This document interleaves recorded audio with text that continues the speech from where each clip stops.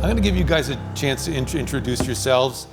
I know two of you really well, and I know that Rick worked with Paul, so I mean, we have good company here. But maybe if we could just start with you, Wyatt, give us a little background and what you guys are doing. Yeah, hey everyone. Wyatt Lonergan, general partner at VanEck Ventures. Prior to joining VanEck in 2024, I was at Circle. So I joined Circle in 2018 through an acquisition about 3 weeks before USDC launched. And as that platform grew, my partner Juan, who's now my partner in this fund, we started Circle Ventures, the corporate venture arm. Got to invest in tons of amazing companies, building what I think today are some of the biggest companies in the stablecoin space.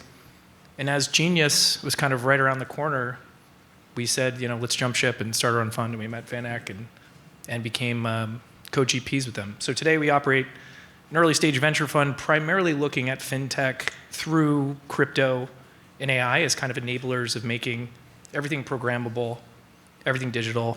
That's generally what we do. Awesome. Hey everyone, I'm Sam Hellene. I work at CMT Digital. I've been there for the last 9 years. You may recognize the name. My partner Charlie was just up here on stage, so I've spent the last 5 years trying to keep up with him. Not an easy task. We focus on early stage investments in the blockchain and digital asset space, and get to work with Wyatt on certain deals, so it's a pleasure to be up here and share the stage for the first time. Awesome. Yeah. Rick Johanson, one of the founding partners of Arbitrum Gaming Ventures. Folks may be aware it's a gaming catalyst program, a network native capital initiative directly out of Arbitrum. Previous to AGV, fintech founder, was acquired roughly 2.5 years ago, consumer fintech app, and then prior to that, long stints at Google Design, NerdWallet, for those of you that maybe use NerdWallet, and Zynga, where I got to work with Paul directly, and then started my career at Lucasfilm. So I'm sure everyone here has seen Star Wars, but long time at Lucasfilm. So We needed Rick on the panel because otherwise it was going to get very redundant between the three of us. But I just want to start with kind of the topic of the title. What is the state of VC? But I want to start with Rick because I feel like I know the state of VC, and maybe to some extent, but I'd like to hear on the gaming side and on the design side, what is the state? Sure. So gaming. So we don't focus on gaming, like gaming content, traditional games primarily. I spend actually most of my time at the intersection of entertainment and finance. Largely because there's newer generations that have completely different consumption habits, and their relationship with finance, their financial lives is changing rapidly, especially in the age of AI. And so, like state of VC, I think a focus on these like converging categories, and then truly acknowledging this undefined set of behaviors that's happening right in front of us. On the gaming side, with AI, the cost of producing games and experiences as well as consumer apps is changing very quickly. The democratization to software development is rapidly changing. And so distribution in the future, I think, is a huge focus area, at least for us. And how do we help founders and find founders that truly grasp some of the realities that will happen with distribution over the next few cycles? So, cool. Sam? Yeah, from the crypto VC side of things, I think the stage has changed pretty dramatically over the course of the last 2-3 years. We are now in an environment where the regulators are not only welcoming innovation in the blockchain and digital asset space, but actually like pushing the envelope with Paul Atkins and Project Crypto and the tokenization of capital markets, which I'm sure we'll get into. And so VC has changed quite dramatically in our space, where you just heard the last panel talk about the Fortune 500s adopting this technology for the cost-saving benefits. I think what I'm seeing kind of boots on the ground is whereas we, the crypto industry, felt like we needed to build a new financial system in the years past because we were not going to be allowed to integrate with the largest financial system in the world. Now that's changed. And so it's the institutions, call it gatekeepers, are asking, how do we integrate this technology? Because they see, real examples. We heard a few good ones from the previous panel of how this technology can actually impact your cost structure, allow you to compete at a lower cost structure, which means, ultimately you win. All right. What? Yeah, I think the biggest thing is like the definition of crypto has changed. And so prior cycles, there were kind of dominant themes around the base layer technology and this idea of like the Fiat protocol thesis. And I think you're seeing it play out in the AI world today as well. But basically value capture has shifted far up the stack. And to Sam's point, like the regulatory side of things has opened up dramatically. So to give like a very tangible example, when we were raising for our first fund in 2024, a lot of the crypto allocators, I think, were kind of like stablecoins. Like, is this going to be a thing? Like, I just don't see it competing because I don't see it being regulated. And it's like, whew, total 180 in 2 years. So what happens then, like the talent pool looks very different, right? Like we just backed a founder, he was the ex-VP of Shopify Payments. Is he building exclusively like crypto stuff, meaning is he launching a token? No. But he's utilizing the technology for the cost savings benefit, for these other new features that he can design that previously didn't exist. So you're seeing talent come from Stripe, from the big banks, from fintech companies. They're coming into crypto, but these companies look different. They might look like equity businesses. Or they might be like, hey, we're going to build a great equity business, a great platform that maybe one day, as the actual token regulation changes, because I think we're in the midst of that with clarity, at that point I might have the optionality to go launch a token. But these tokens also look different, right? People want fundamentals-based investing. They want revenue. They don't want hype. And so as you're underwriting a founder, like it's totally different. But I think for many of us that really love fintech and maybe have always kind of had this view, and I think that view is contrarian, now it's very consensus, it feels like a very, very healthy shift. But I think the result of it is you're going to see a bleed out in a lot of things that just like don't need to exist. And that's startups, right? Like it's a power law curve. But I think the power law winners of this cycle are going to be the people that understand that this is financial infrastructure and they have the ability to commercialize it, meaning they have the ability to go sell it to businesses and institutions, which is just a very different go-to-market strategy than we had 4 or 5 years ago. Cool. I had a question that I think goes through all three. And I'll start with you, Rick, because it might be different. But I think about our topics all day of AI and agentic payments and cost savings and everything.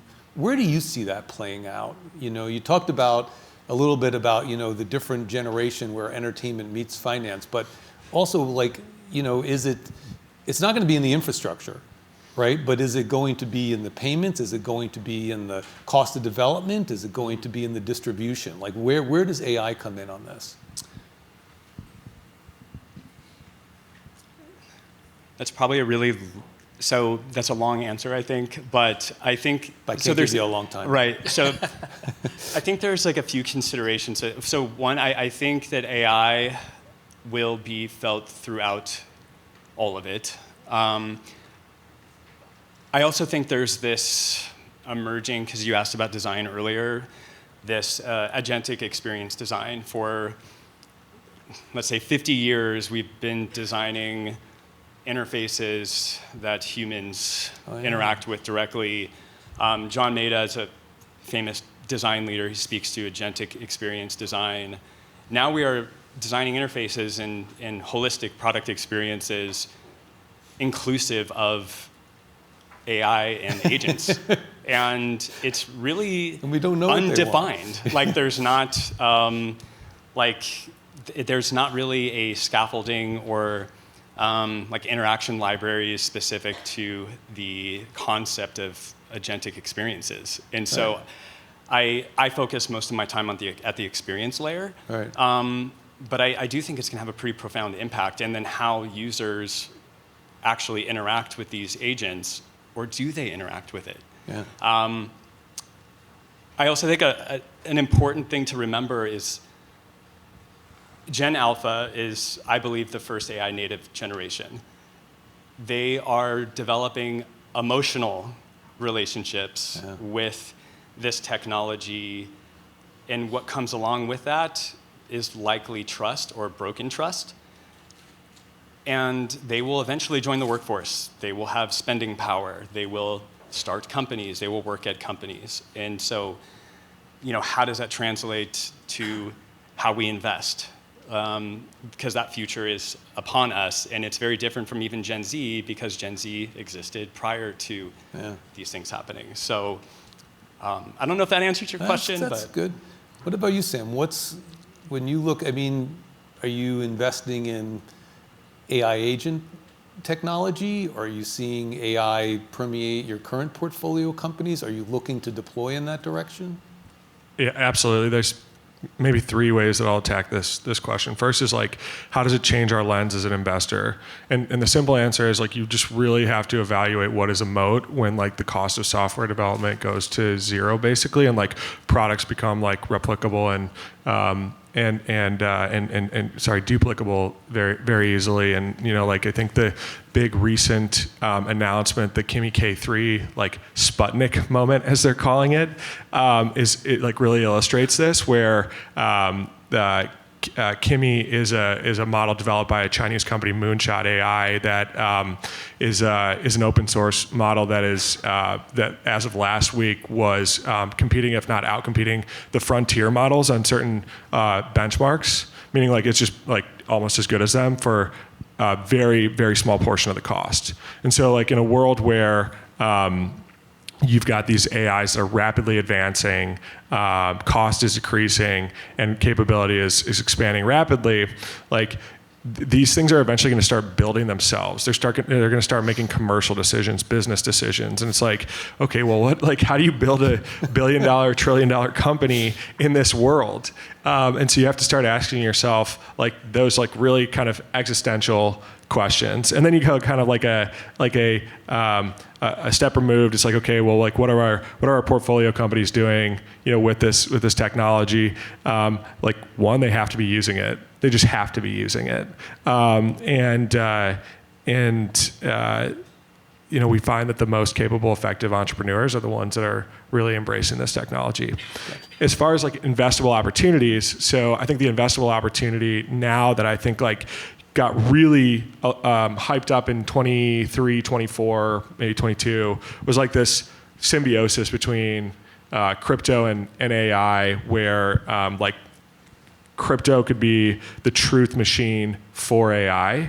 I think now things are kind of coming full circle, because the innovation in the early days of AI was driven by the closed source model, frontier model companies, right? Where they're not going to integrate with crypto. Why would they do that? That's just another attack vector, for somebody to steal their IP, right? Whereas now it's these open source models that can be hosted locally, run anywhere in the world, maybe things like distributed compute sharing actually start to work a little bit better. Maybe the evals and truth meters for these open source models, which pairs well with the open source technology of crypto, actually starts to make sense. So that feels like a pretty interesting why now kind of moment, where open source is kind of caught up to closed source, that could be investable in the next 18 months. Thank you. Yeah, and why you got to give a different answer. No, well, I'll riff off what Sam just said, which is 2-3 years ago, it was crypto AI, AI needs crypto. That's not true, right? Ramp. That's what the crypto people say. That's what they want you to believe, right? And, I didn't hear the AI people say that. Well, you realize that actually it's the ones who maybe sit on the flows, right? That they're the ones who can then enable agents to go in and make things programmatic and make things better, because stablecoins in certain corridors are not better payment rails. So I think it comes back to the founder profile and just being incredibly pragmatic and not trying to shove crypto into something where it doesn't need to exist. Whereas, the example I gave on the VP of Shopify, he's building a platform for have you guys heard of Pulsia before? Companies one employee, $10 million of ARR, only agents, fully autonomous business. It's built on top of this platform called Sapium, and Sapium enables agentic businesses to be created, because I think all the points you mentioned here, the cost of software is lower, the cost to create a company, it's never been easier, but it's never been harder to create a moat. And so people are going to use agents in a really cost efficient way. And I think those are types of platforms. Stablecoins fit in there, right? Because on certain routes, like you might not want to have to think about like, what is the best rail for me to go move money? You might want your agent to do that. And that's where I think blockchain is really interesting. Same thing in the tokenization space, where eventually financial institutions will trust agents to move money and do any kind of transaction. But we're seeing less of the like, oh yeah, the models or these big companies need to be built on blockchains. Like that's not necessarily the case. Right. Even Noose Research, who has Hermes, which is the most popular open source harness in the world today, like that was a crypto company. They don't really look like a crypto company anymore. Right. They look like an AI company.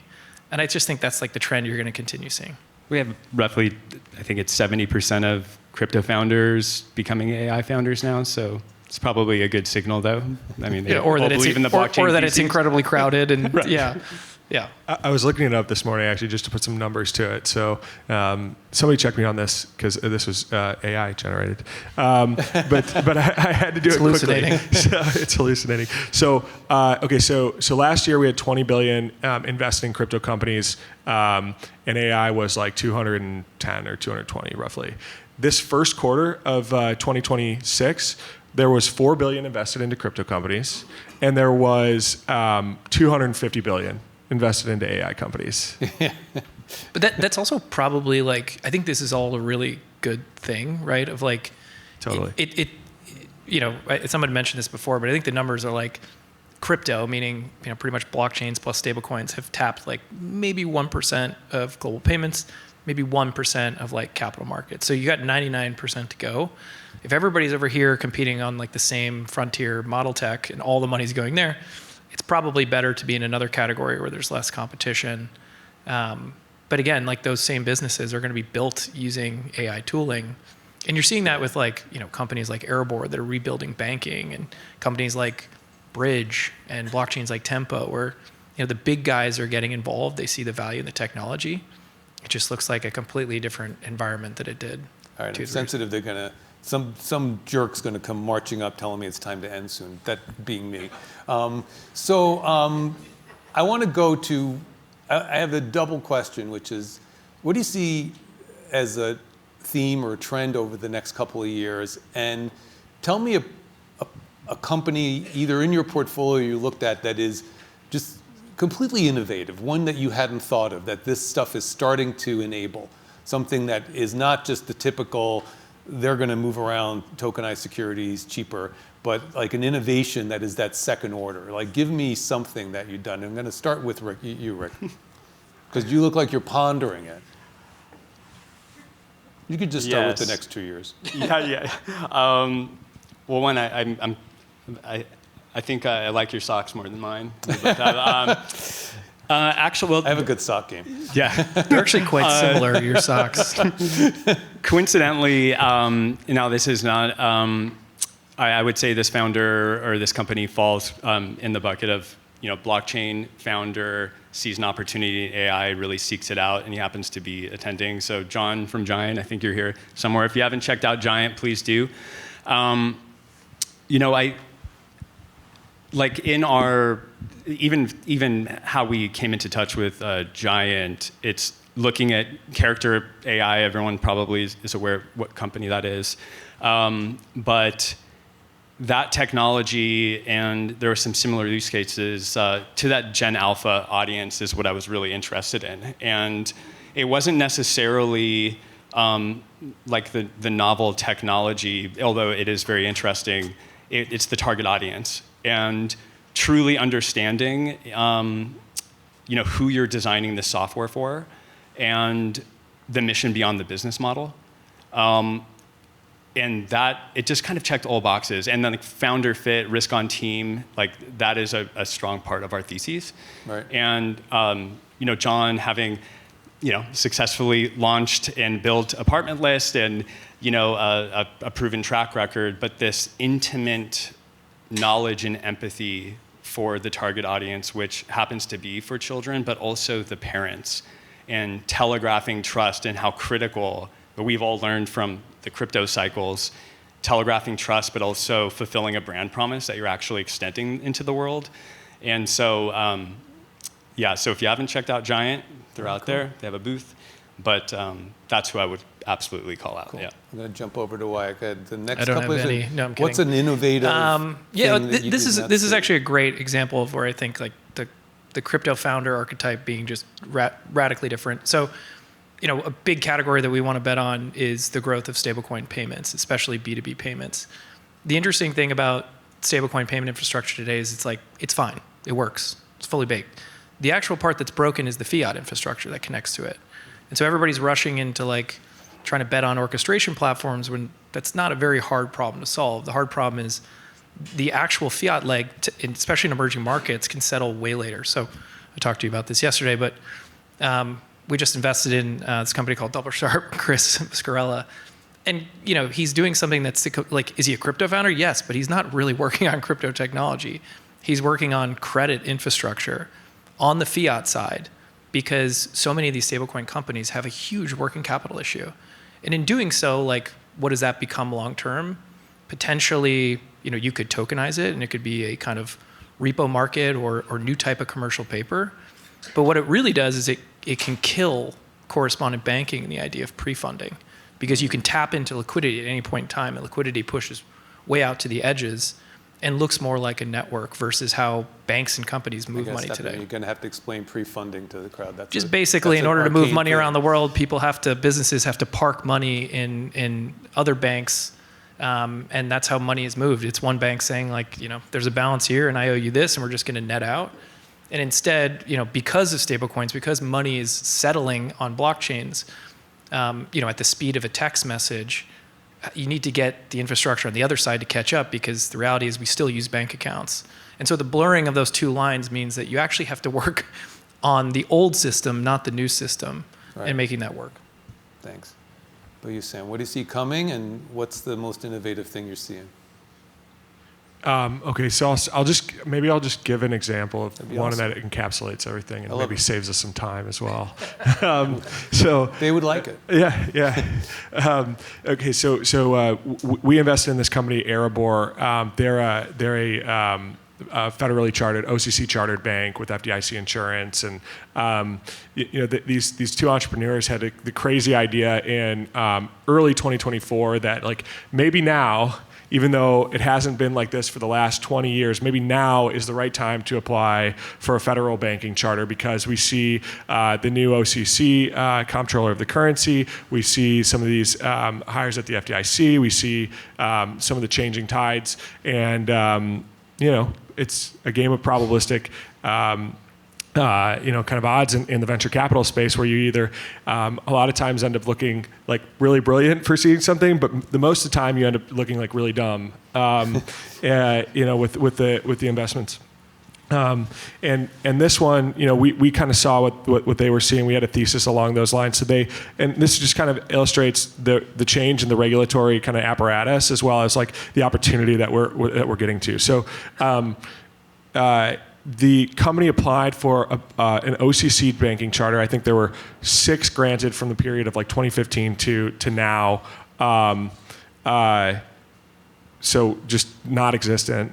In May of last year, they received their provisional charter in October of last year. They got their FDIC insurance in December of last year, and then they launched this year on a Sunday. In late February or mid-February. Since going live, they've accrued over $4 billion in deposits, and they have a completely new banking core that allows them to seamlessly accept stablecoins and put them into an FDIC-insured environment. And then if you want to send money, you can send your money in stablecoins as well, meaning you get all the benefits of instant settlement. You take on those risks as well, perhaps, but you get the ability to send money globally from a bank. So this bank looks like, for the last couple of generations, we've been building fintech on top of banks, right? So all fintech rides on bank rails. There's deadweight loss in terms of and margin loss because you have to pay the underlying service provider. This is just the one shot of, hey, we've got a bank. And we're going to build it, from first principles de novo, so that everything works the way it should work. And so now you've got this beautiful 21st century banking experience with stablecoins embedded, where you can like put those stablecoins into DeFi. You can keep them in the bank. You can do it 24/7, and company like the companies that they're going after, these non-crypto companies predominantly, absolutely love this experience. It's just the way money should move, and that's enabled by stablecoins. I think they also got the fastest charter ever, right? Yeah, one of the fastest charters ever. All right. I'm opening it up to questions from the audience. Do we have any? It's okay if we don't. Keeps us up. We got one right here. So you guys mentioned a lot about how AI is transforming the startups you're investing in. A bit curious about how that's maybe transforming VC from the inside, right? A couple of years ago, we had that Cambrian explosion of single GP funds. Are we going to get another wave of that as all the back office and diligence goes to AI agents? I think so. Well, I mean, it depends on how you use it. Like we're a 2-person team, and we use Hermes inside of a Slack environment. We record everything through Granola. We record our conversations with each other through Granola. And basically what we've done is we've created like a brain. I don't think it can fully replace, but I think it can augment quite a bit, where it's, things we talk about, diving into a company, doing due diligence, like all that information is captured and stored, and it can make you move a lot faster. So I think that's helpful. And then, like other parts of the business, whether it be back office, marketing, whatever, like I'm very confident you can do a lot more with a lot less. And I think that's how it's changing our work.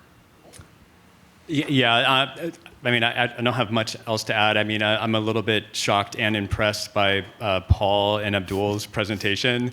I think that sets the bar pretty high for true, AI native VC. But in terms of efficiency and especially evaluating live product and usage metrics and engagement, things like this, I could see a massive use case for it.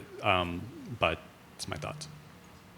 Yeah, the only thing I'd say is like we thought for a while that like judgment was going to be a skill only reserved for humans, right? And I'd say like the rate at which judgment improves, like I'm sure in your brain and like in our kind of corpus of information as well, is like scary fast. So it's like you need to, like as a VC, it's you really need to be using this technology. But it also still doesn't like. It doesn't generate returns. So it's like, what's the most important, that's the most important output. Most important input is probably like gaining access to the best people. And AI can maybe help you identify them, but like there's still that person-to-person relationship. And that comes from, I think, a lot of like network building, a lot of trust and, being a good actor. Yeah, let's stay human. Yeah. All righty. Yeah. All right, let's thank our panel. Thank you. Especially our moderator.